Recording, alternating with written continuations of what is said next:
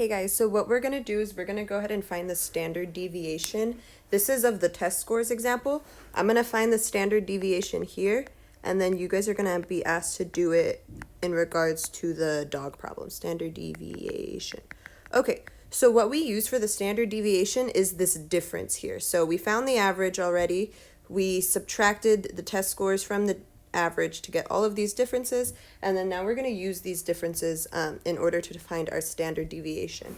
So what you want to do first is you're going to square each difference. So what that means is we're just going to take each of these numbers. So I'm going to put, let's go ahead and go to a different color. I'm going to go -4, and then I'm going to square it, which just means raise it to the second power, so squared.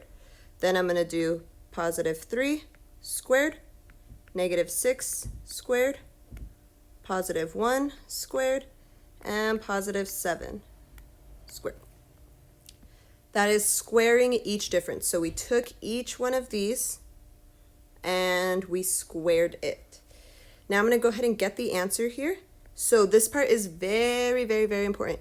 -4 squared is -4 times -4. A negative times a negative is a +16. So on this part, we should get no negative answers. If we're getting a negative answer, we're going to make a mistake. So 3 squared, 3 times 3 is just 9. 6 squared, or -6 squared, is -6 times -6, which is just 36, +36. 1 squared is 1 times 1, which is just 1. 7 squared is 7 times 7, which is just 49. Again, all of these numbers better be positive. So at this step, you're not getting any negative numbers.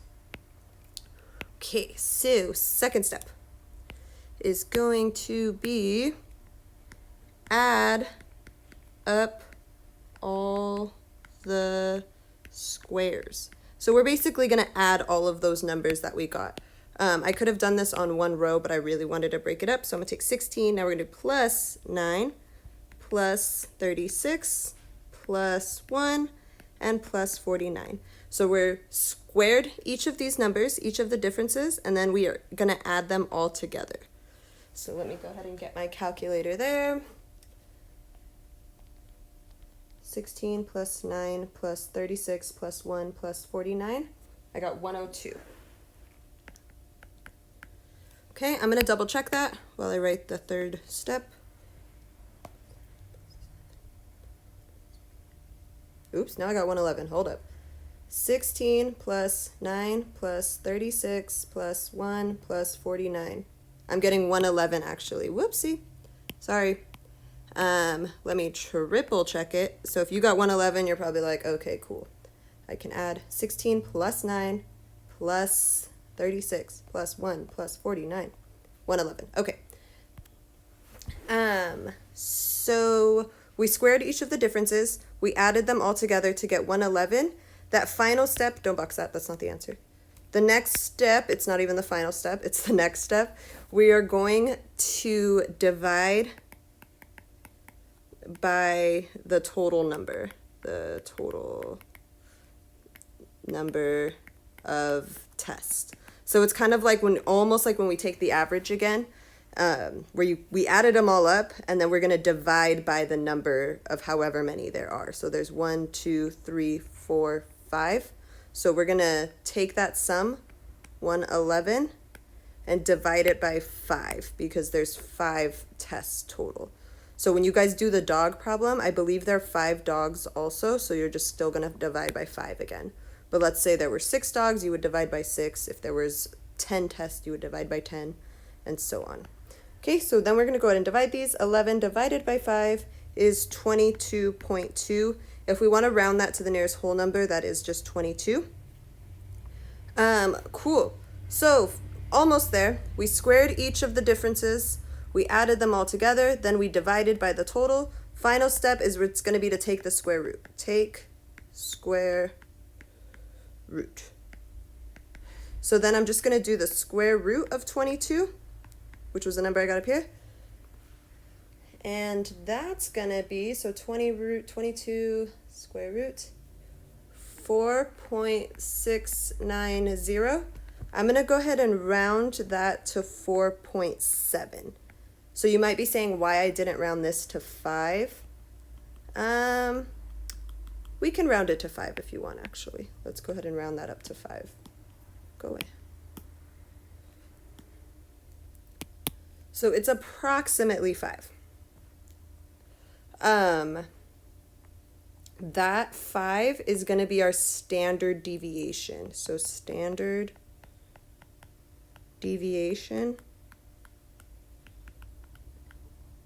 it's going to be 5, and that's our final answer there. So I'm going to go ahead and highlight that. The standard deviation is 5. So now what that means, because your test, or not your test, sorry, you don't have test. The slides are going to ask you what the standard deviation means. Basically, what you do now is I'm going to take my average. So remember, I was talking about these test scores where my average was 84. I'm going to go ahead and subtract 5 and add 5 to my average.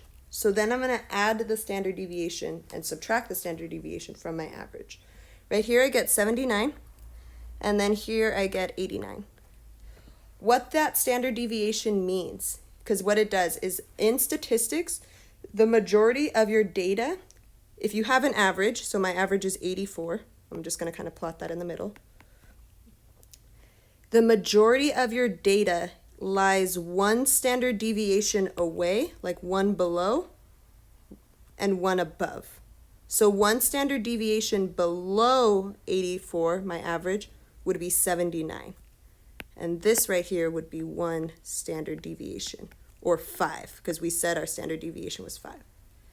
Then one standard deviation above my average would be plus 5, would be 89. I can actually write that down here. So what the standard deviation shows, it basically shows that the majority of your data is going to be between 79 and 89, with 84 being your average.